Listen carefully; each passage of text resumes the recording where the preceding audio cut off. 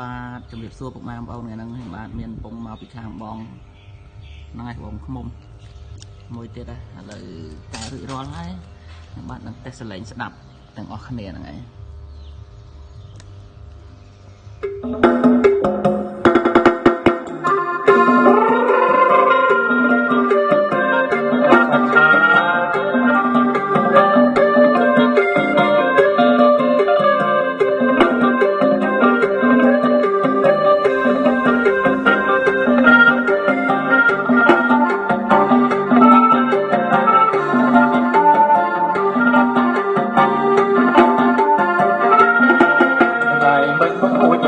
ប្របីកាពីស្រាស្រីទៅតៃសញ្ញា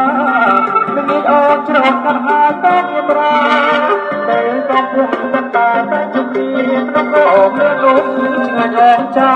មានបានលោកស្លាប់ញ៉ាបងមករួចនោះទីใจរៀបរងគ្នាឲ្យសាសងក៏ទៅលេងរកគុំយុគនេះគឺកណ្ដាស្រែទៅសុំពុកមកទៅកុំនៅបងអងបងមកយកទឹកថ្នោតទៅបងពុកបញ្ញាអូនញ៉ាំក្នុងពេលរងគុំតាអាប្រាំងហោញញជុំកុំស្រីស្រោបមានត្រង់លើកាញ្ញារួចរកជ្រាបទៅចូលឆ្នាំថ្មីសៃលួងតាប្រពៃនៃ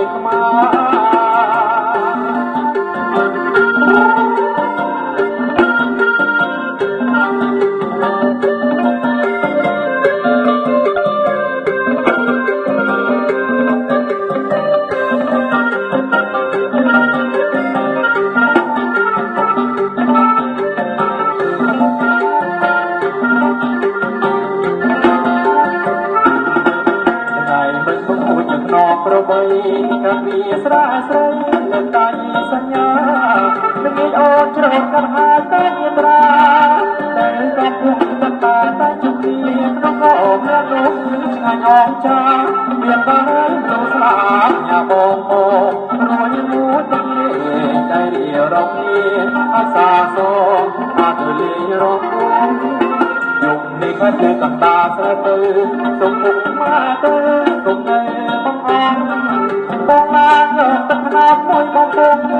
បញ្ញាអូនញ៉ាំក្នុងពេលនៃរងគុំបងតាប្រាំងហោញញជុំកុំស្រីស្រោបមានត្រង់លើកាញ្ញា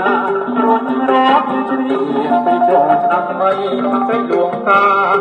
ប្រពៃនៃ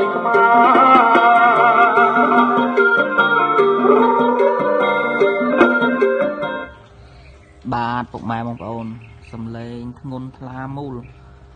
ហ្នឹងហើយពុកម៉ែបងប្អូនធានាថ្លោងដាក់មកសំឡេងស្អាតឆ្លាស់ហ្នឹងហើយបើពុកម៉ែបងប្អូនមានចំណាប់អារម្មណ៍ចង់កែឆាងហ្នឹងហើយមិនថាឆាងប្រភេទណាទេខ្ញុំកែបានទាំងអស់ហ្នឹងហើយ